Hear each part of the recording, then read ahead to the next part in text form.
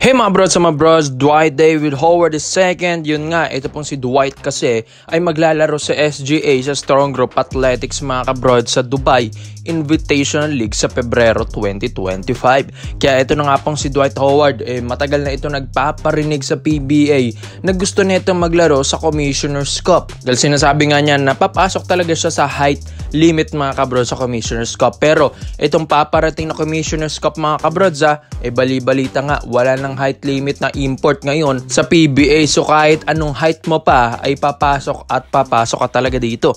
Kaya ito pong si Dwight Howard ay gusto na talaga mga kabrods. At bakit ba malapit? Dahil syempre, Strong Group Athletics, hawak yan ni Coach Charles Chu dito sa Philippines mga kabrods. Kaya itong si Dwight Howard ay marami ng backup dito sa PBA. At isa pa dito, hindi lang naman si Dwight Howard ang gustong kunin, kundi si Dwight Howard na mismo ang gustong maglaro dito sa PBA sa Commissioner's Cup. Dahil gusto rin naman ni Dwight Howard na makapaglaro sa iba't ibang bansa, di ba?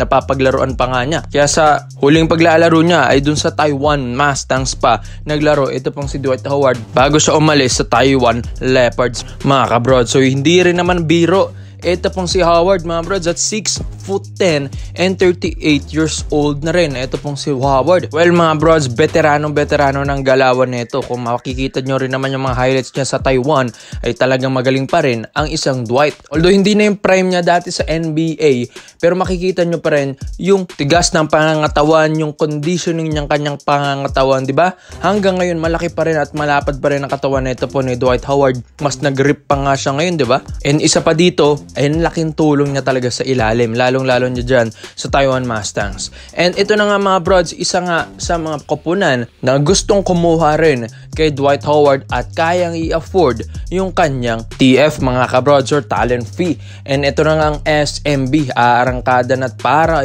makakontak ito pong agent ni Dwight Howard. May mga umuungal nga rin tayong mga rumors. Gustong kunin din ng Converge ito pong si Howard, pero alam ko mas afford ng SMB na kunin ito pong si Dwight Howard mga kabrods. Dahil syempre isa rin naman sa mga maperang koponan dito sa PBA ang SMB. At isa pa dito ay syempre ang SMB ay puntahan din naman dito ng mga legit former NBA players na malalakas mga kabrods. Kaya ito pong si Dwight Howard, hindi malabong makapunta talaga ng PBA ito at hindi rin malabo na isa sa mga SMC group or MVP group ang mapupuntahan nito. Pero ang SMB gustong manguna na dyan sa pila mga kabrods sa agent ni Dwight Howard. Pero yun yung lakas na ng SMB, di ba? Sa ngayon nga busy sila sa quarterfinals against Converge Fiber Xers. Pero yun nga, after ng Governor's Cup na ito, focus na sila sa mga hanapan ng mga PBA imports sa Commissioner's Cup. Like ganito, gusto nilang unahan si Dwight Howard na alam natin, gusto na rin ni Howard dito sa Philippines. And isa pa dito, yung pagpaparinig pa lang niya na makapaglaro sa PBA sa Commissioner's Cup ay isa na yun sa sign na talagang malapit na itong makapaglaro sa PBA mga bro sa Commissioner's Cup. Well, alam naman natin na nandyan na rin si Junmar Fajardo and hindi naman din sila magsasapawan kahit papano mga bros. Dahil syempre, pwedeng palitan ni Junmar or pwede silang pagsabayan, lalong-lalo na siguro pag nagsabay pa sila ni Fajardo. Skillset ni Howard, alam nyo naman na siguro mga bros, block shot, rebounding skills neto, depensa, pukol na nga rin ito ng tres At isa pa dito, napakatigas sa ilalim na ito ni Dwight Howard mga brods. 8 years ba namang ikaw nag-NBA? Syempre, laki na talaga na experience mo. Tapos NBA champion pa ng 2020, grabe na rin yung confidence ni Howard. Kaya Dwight Howard to SMB. This video is brought to you by 1xBet. So matagal ko nang ginagamit ito mga brods at kumikita na rin ako dito. Kaya i-share ko ito sa inyo kung saan ito pang 1xBet ay isang betting platform. Pwede kang tumaya dito ng mga paborito mong kuponan, mapa PBA, NBA at kahit anong sports mga brods. Saktong-sakto may laban ng Rain or Shine versus Magnolia Hotshots. So Rain or Shine, mataas ang odds at 2.49. Sa Magnolia naman, 1.51. So second game naman mga kabrods. NLEX Road Warriors versus TNT Tropang Giga, 2.63. Ang odds ng NLEX or 2.64. Ang taas mga bros versus TNT, 1.46 ang odds. So mas mataas ang odds, mas mataas ang balik sa'yo mga kabrods. Kaya nga, para makukuha mo yan, gamitin ang promo code na 1x overrated. Get up to 5,000 deposit bonus mga kabrods. and yung link nandyan sa pin comment section sa ibaba. So dito naman po tayo sa kabilang balita naman natin mga brods. Sa balitaan nyo ba?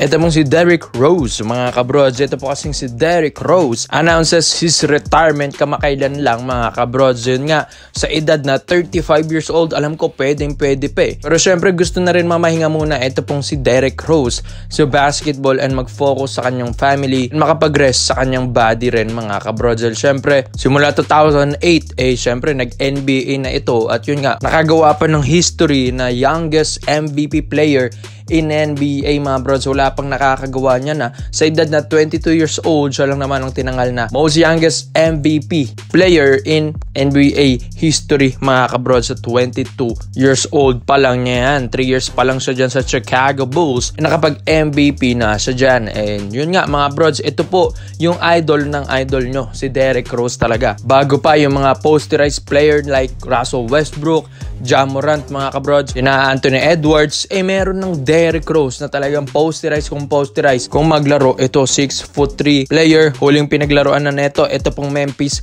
Grizzlies. Maraming ang nag-sad reacts, maraming nalungkot mga kabrods dahil hindi nila ina-expect na magre-retiro na ito pong si Rose. Alam natin sa mga natamo niyang injury ay ibang Rose na yung nagbalik dati, di ba? Simula nung na ACL siya sa Bulls mga kabrods sa Chicago, tapos pagbalik niya sa NBA ay nag-iba na. Naiilang na rin kasi siya sa kanyang injury. Pero kahit ganun, andun pa rin yung galing ni Derrick Rose mga kabrods. Ibang-iba nga lang yung prime years niya mga kabrods. Kaya sa edad na 35 years old, ang daming ang mga international invites ngayon sa mga invites dito kay Derrick Rose dahil 35 years old, kayang-kaya pa at yakang-yaka pa yan ni Derrick Rose. And guess what? Ayon din sa Sports Now, sa Diwara Banda Radio, sa ibang mga websites din natin, Facebook page, na ito pong SGA or Strong Group Athletics na head coach, na ito pong si Coach Charles Chu, mga kabrods, ginagawa na nila ng paraan at koneksyon sa mga handler or agent ni Derrick Rose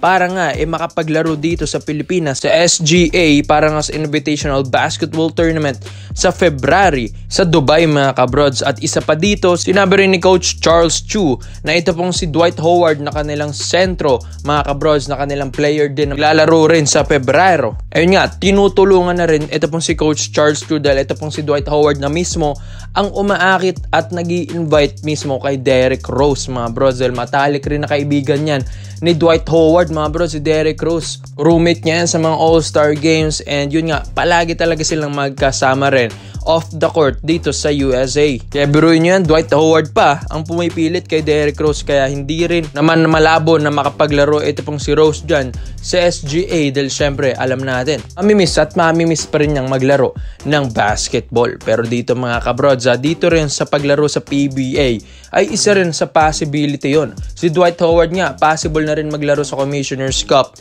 next season after ng Governor's Cup na ito. Well, itong si Derrick Rose, isa rin sa mga SMC Group ang nakatingin na rin sa kanya. Simula nung narinig nilang gustong kunin ni Coach Charles Chu, ito pong si Rose, natimbrehan na ang Barangay Nebra San Miguel ni na Coach Tim Cone and Boss Al Francis Chua. Kung si Coach Charles Chu, kayang kunin si Dwight Howard and Derrick Rose. Maski nga sila Nick Young nakuha, diba? A former NBA All-Star, hindi lang former NBA player, mga All-Star pa. Kayang-kaya rin yan ng Barangay Nebra San Miguel dahil syempre mapera sila. Kaya ito pong sina Coach Tim Cone and Boss Al ay pinaplano rin nila na makuha ito pong si Rose sa Commissioner's Cup mga kabrods. Kung di man sa Commissioner's, sa Governor's Cup. Dahil gusto rin nilang pagpahingayin din ito pong si Justin Brownlee at masubukan ng ibang imports. Kaya ikaw mga brods, possible ba Derrick Rose to PBA and SGA? Komento mo lang po yung mga dito mga brods. Isa natin yan. Salamat po sa panonood mga brods. This is our Brita Dialect lang.